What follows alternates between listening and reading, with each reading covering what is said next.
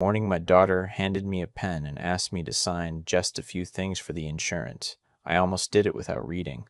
I was holding a cup of coffee gone cold. My reading glasses were upstairs, and she was already halfway out the door to drop my grandson at school. Sign here, Dad, and here, and initial that last page. The pen was warm from her hand. And then my granddaughter, 8 years old, climbed into my lap and whispered something that froze the pen above the paper. She said, "Grandpa, Mommy told Mr. Dolan you won't remember signing this. I'm 73 years old. I spent 22 years in the Army, 2 tours in places I still don't talk about, and another 19 running a hardware store in a small town in Ohio after my wife and I settled down. I have buried friends. I buried my wife, Ruth, 4 years ago. I know what it feels like to have the floor drop out from under you. But nothing, and I mean nothing, dropped the floor out like an 8-year-old repeating a sentence she didn't understand. I set the pen down. I told my granddaughter she was a smart girl and that I needed to read my glasses first, which made her laugh because that's not how you read. And my daughter Caitlin called from the door, "Dad, we're going to be late." I said, "Then go. I'll sign it tonight." There was a pause, just a half second too long, and then she said, "Sure, of course, no rush," in a voice that was working very hard to sound like there was no rush. The door closed. The house went quiet, and I sat there with my heart going like a drum. Let me back up, because none of this makes sense without Ruth. When Ruth got sick, Caitlin came home. She'd been living 3 states away, going through her second divorce, money trouble she never quite explained. She came home to help with hospice, and I was grateful. God, I was grateful. Those last months I couldn't have done alone. She handled the medications, the appointments, the insurance calls, all the paperwork that comes with watching someone you love disappear an inch at a time. After Ruth passed, Caitlin just stayed. She had her son, my grandson Brody, and later her daughter, my granddaughter Maddie, from a relationship that had also fallen apart. I had a big empty house. It made sense for them to stay. It made sense for her to keep handling the paperwork, because by then I was a man who couldn't look at a hospital bill without seeing Ruth's face. I trusted her completely. She was my daughter. You don't audit your own daughter. But that sentence from Maddie stuck in me like a splinter. You won't remember signing this. Why would anybody say that about a man who remembers everything? I remember Ruth's phone number from 1974. I remembered the serial number on my first rifle. I did the crossword in pen. There's not one thing wrong with my memory. And I knew, sitting in that quiet kitchen, that somebody wanted there to be. So I did something I'm not proud of. I went into Caitlin's room while she was gone, and I went through her things. I found a folder in her closet, under a stack of sweaters, the kind of place you hide something from a man you assume won't bend down to look. Inside were copies of documents, my name on all of them, in a signature that looked like mine but wasn't quite. The C in my last name leaning the wrong way. A durable power of attorney naming Caitlin as my agent. A transfer of my house into a living trust with her as trustee. A letter, on letterhead, from a doctor, Pennington at a place called Lakeside Cognitive Wellness, stating that I, the patient, presented with moderate cognitive decline consistent with early onset dementia and was increasingly unable to manage personal and financial affairs. It was dated 5 weeks ago. I had never heard of Dr. Pennington. I had never set foot in Lakeside anything. And then I found the page that made my hands stop working. A real estate listing agreement. My house, the house Ruth and I bought in 1981, the house where my children took their first steps, listed for sale, pending. The seller of record was the trust. The trustee was my daughter. She was selling my home out from under me, and the only thing standing in the way was the signature she'd been trying to get all morning over a cup of cold coffee. I want to tell you, I stayed calm. I didn't. I sat down on the edge of her bed, and I cried like I hadn't since the funeral. Not because of the money, because I finally understood that the daughter who'd held my hand while her mother died had been doing arithmetic the whole time. I put everything back exactly the way I found it. That part of me still worked. The part trained a long time ago to leave no trace, to assess before you act, to never let the other side know you're moving until it's too late for them to stop you.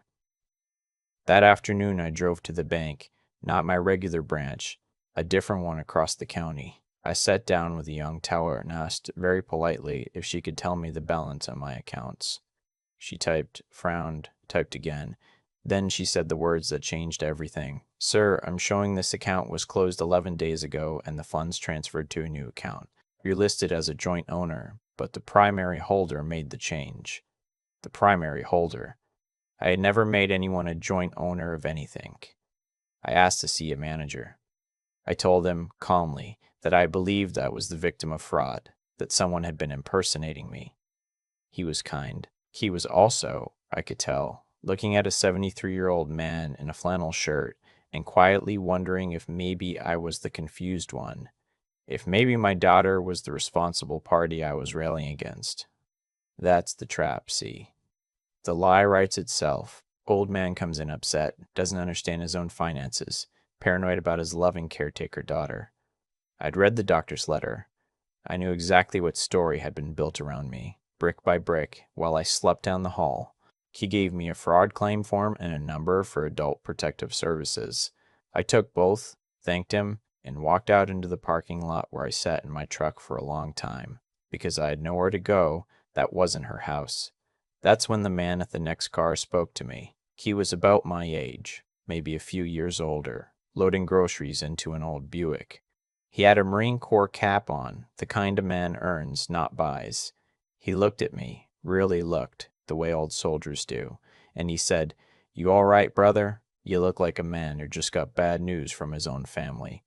I don't know why, but I told him. Standing in a grocery store parking lot, I told the stranger everything. He listened without interrupting. When I finished, he was quiet for a moment. Then he said, "What's your daughter's name?" I told him, and his face changed.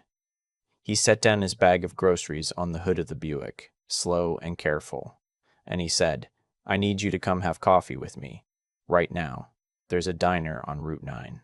I'll buy, and I think I might be the most important person you've met in 20 years. His name was Walt.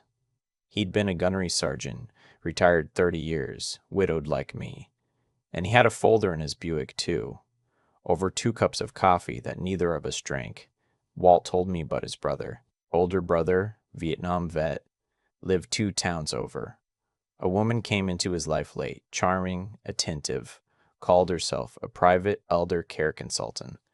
Within a year, she had power of attorney. Within 18 months, his brother was in a memory care facility he didn't need, sedated, his savings gone, his house sold.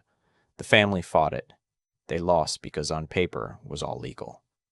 A doctor had signed off. The documents were notarized. His brother died in that facility 11 months later, and the cause of death said pneumonia, but Walt said his brother's lungs were fine before that woman got her hands on him. It took me 3 years, Walt said, to figure out it wasn't one woman.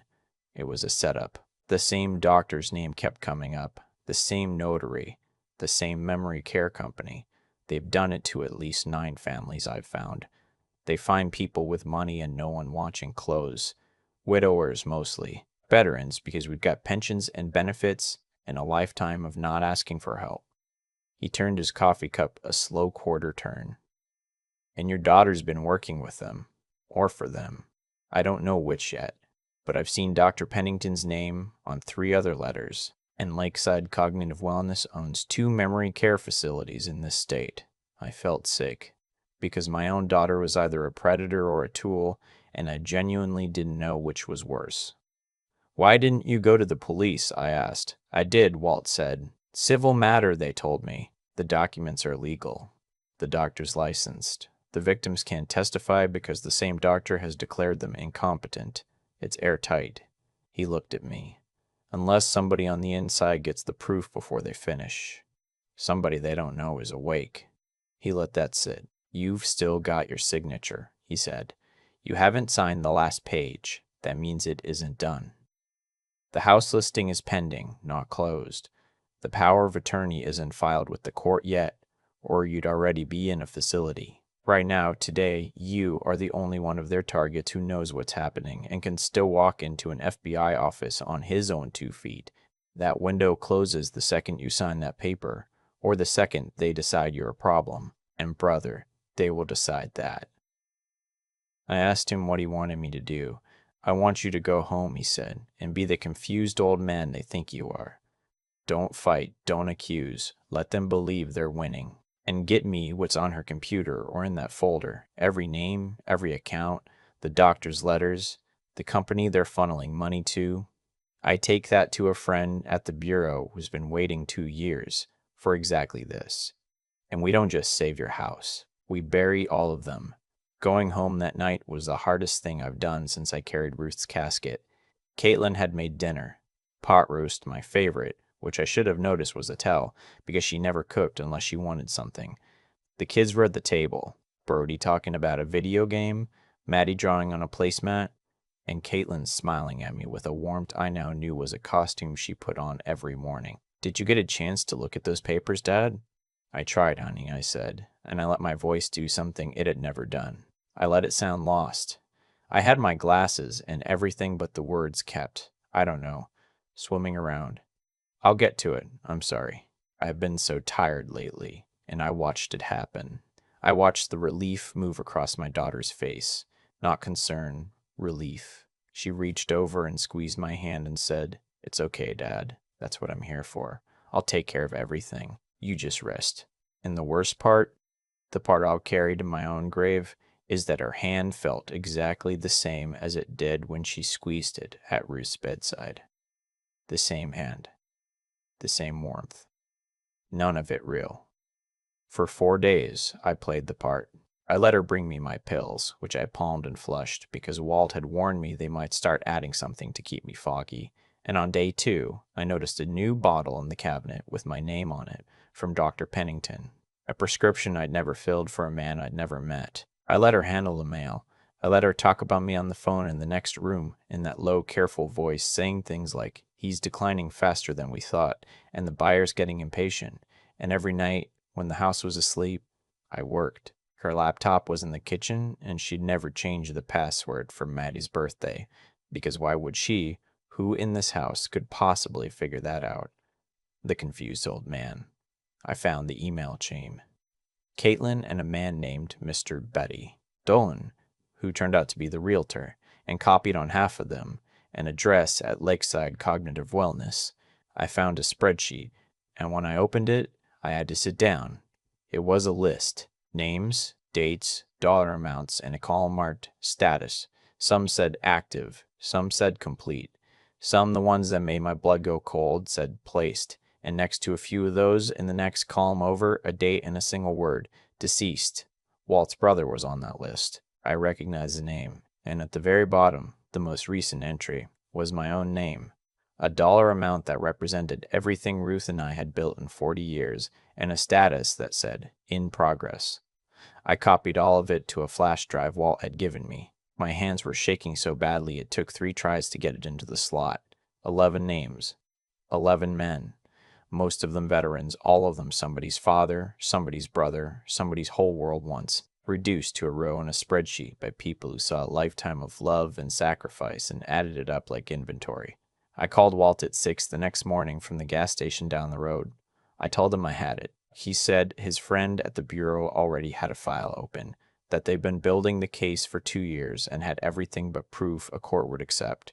The proofs that the medical diagnoses were fabricated and the placements were financial, not medical. The spreadsheet, with its dollar amounts sitting right next to its death dates, was the thing that turned a tragedy into a conspiracy. "Hang on," he said. "A few more days. Act normal. Let us get the warrants lined up so we take all of them at once. The doctor, the company, the realtor, not just her."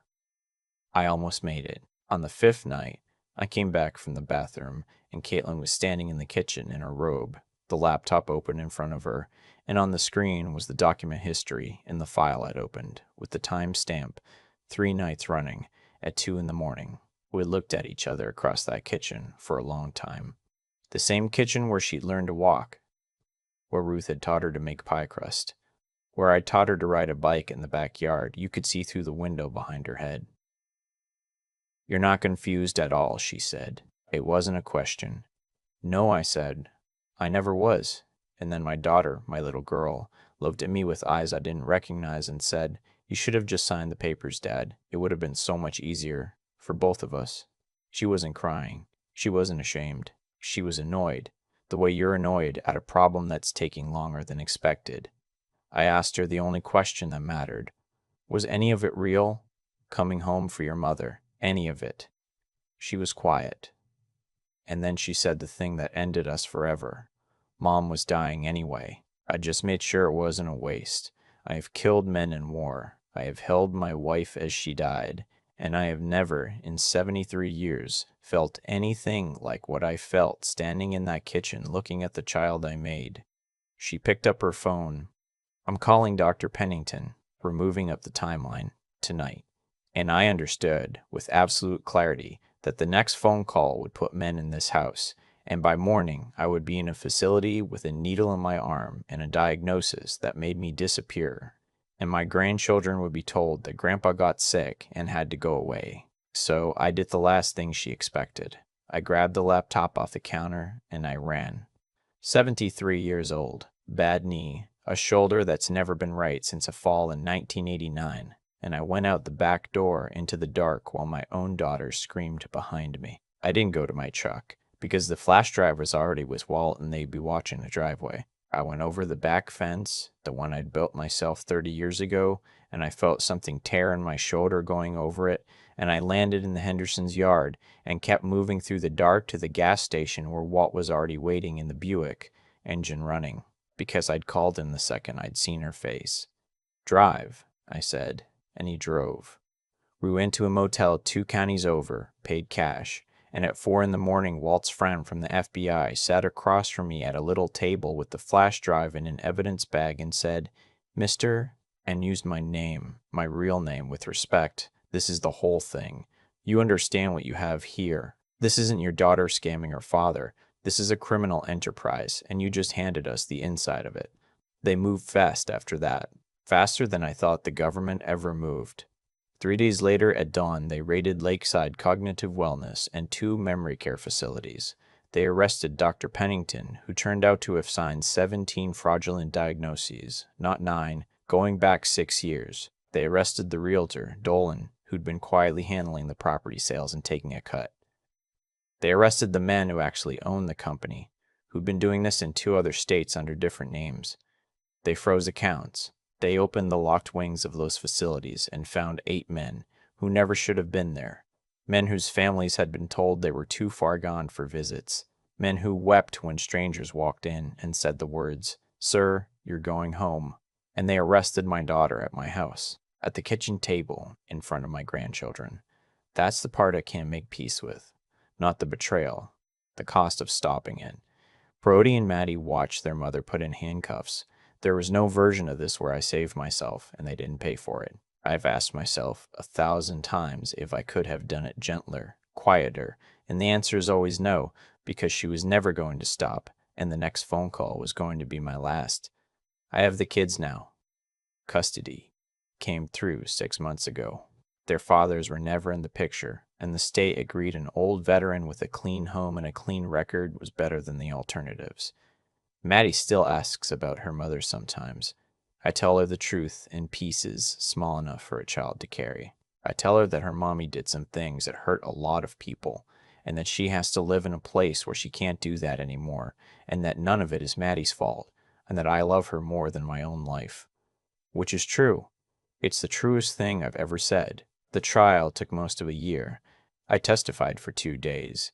Her lawyers tried exactly what you'd expect. They put the doctor's letter on the screen and asked the jury to consider whether a man with documented dementia could be a reliable witness. So I sat there and recited Ruth's phone number from 1974, and the serial number of my service rifle, and the date of every promotion in 22 years of service. And then I looked at the jury and I said, I came home from 2 wars. I am not going to be made to disappear in my own kitchen. My daughter got 14 years. The doctor got 20. The man who owned it all got the rest of his life. Caitlin's spot on that spreadsheet had a dollar amount next to it. So did mine. The difference is that mine still says in progress because I'm still here, still in the house Ruth and I bought in 1981, still doing the crossword and pen, still alive to be a problem for anyone who tries it again. Walt and I have coffee every Tuesday now. We started a group, just a few of us at first, veterans and widows, and anybody who's noticed something's wrong with how a loved one is being helped. We teach people the warning signs. The sudden helpful new friend. The paperwork that needs signing fast, with no time to read. The doctor you've never met. The caretaker who tells other people you won't remember. We've gotten 3 families to a lawyer in time. 3. That's 3 men still in their own homes, because an 8-year-old whispered something in my ear, and I was awake enough to hear it. People ask me how I knew. I tell them the truth. I didn't know. A little girl who didn't understand what she was saying told me the one thing nobody was supposed to say out loud, and after that, I just refused to be confused. That was the whole secret. They built an entire machine on the assumption that an old man would go quietly. They forgot that some of us spend our whole lives learning how not to. Maddie's asleep upstairs as I write this. Brody made the honor roll. There's a pot roast in the oven, and this time I'm the one who made it, and nobody wants anything from me except for me to be here in the morning. Ruth would have liked that. She always said the measure of a man isn't what he does when everyone's watching. It's what he does at 3 in the morning, alone, when going back to sleep would be so much easier. I stayed awake. That's all. I just stayed awake.